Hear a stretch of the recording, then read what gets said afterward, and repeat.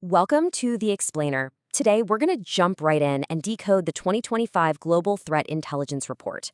We're going to map out the new front lines of digital conflict and really try to understand what's coming next. The latest intelligence? Well, it basically confirms what a lot of us have been feeling. Our digital world has become a full-blown conflict zone.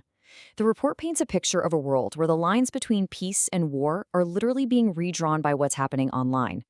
So, in this explainer, we're going to break down these three interconnected forces that really define modern global conflict.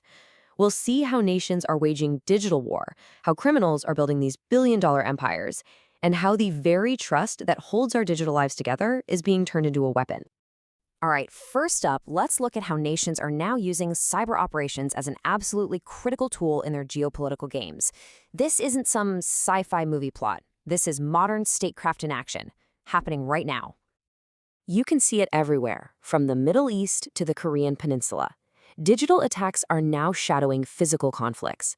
We're talking about state-sponsored groups going after the critical infrastructure of their enemies and even their allies, trying to create instability and weaken alliances from the inside out. And this whole cyber front, it extends way beyond the physical battlefield. Take the Russia-Ukraine conflict. You have pro-Russian groups like No Name 05716 launching these disruptive denial-of-service attacks, DDoS attacks, against Ukraine's allies. They're basically just flooding websites with junk traffic to knock them offline, effectively turning code into a tool of international pressure. Meanwhile, other state actors are playing a much longer game. Groups like Volt Typhoon, which has been linked to China, are infiltrating critical U.S. systems. We're talking power grids, water systems, and they do it using what's called living off the land techniques. This just means they use a system's own built-in tools to operate. How sneaky is that? It makes them incredibly hard to spot as they get into position for potential future conflicts, specifically to try and deter American support for Taiwan. And it turns out even huge global cultural events aren't safe. Pro-Russian groups actually targeted the 2024 Paris Olympics. And it wasn't just to cause chaos, but to do something more subtle, to sow public doubt and undermine the whole event on a global stage. It just proves really that no arena is off limits anymore. Now, this brings us to our second front, and this is where you'll really start to see how the lines between state actors and criminal groups get, well, really blurry. So let's follow the money into the highly organized and incredibly profitable world of ransomware. This isn't just hacking, it's a global enterprise. I mean, seriously, just let that number sink in for a second. $450 million in just 6 months. The big takeaway here is that digital extortion isn't just sticking around, it's more profitable than it has ever been. And one sector in particular has become a huge target: healthcare. So why? Well, it's pretty simple. Because when you disrupt services here, you have immediate, life or death consequences. That gives these attackers maximum leverage to demand enormous payouts. And the attack on Change Healthcare is just a terrifying case study. This thing crippled over 200 hospitals. It stopped billing systems in their tracks and directly put patient care at risk on a massive scale. This wasn't just some IT problem, it was a full-blown public health crisis. And the crazy part, the attackers, this group called ALPV/Black Cat, they weren't even hiding. They were brazenly advertising their devastating reach on their own website, listing giants like Medicare, TRICARE, and CVS as victims to maximize the pressure and make sure they got their payday. Now, of course, law enforcement is constantly fighting back, as you can see from this international takedown of the group's site, but the threat just keeps evolving. It's this perpetual cat and mouse game, right? The criminals rebrand, they pop up somewhere else, and they come back with even more refined tactics.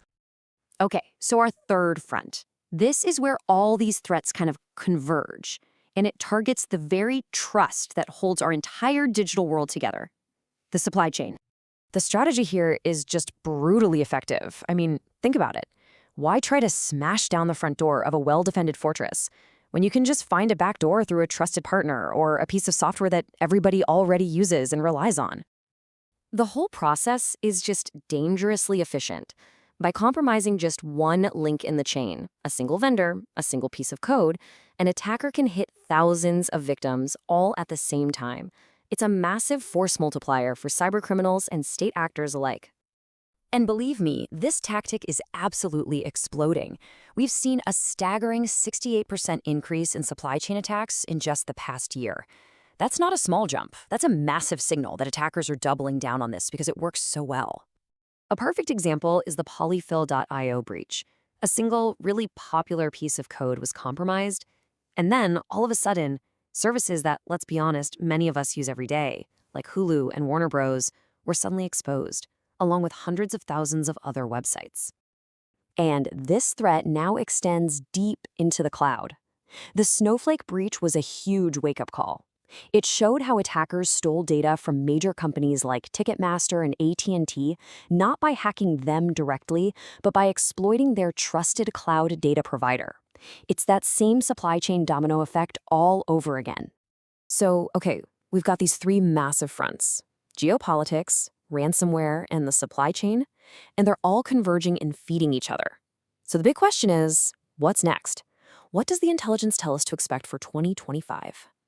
Well, the forecast shows that the lines between state-sponsored attacks and straight-up cybercrime are just going to keep blurring.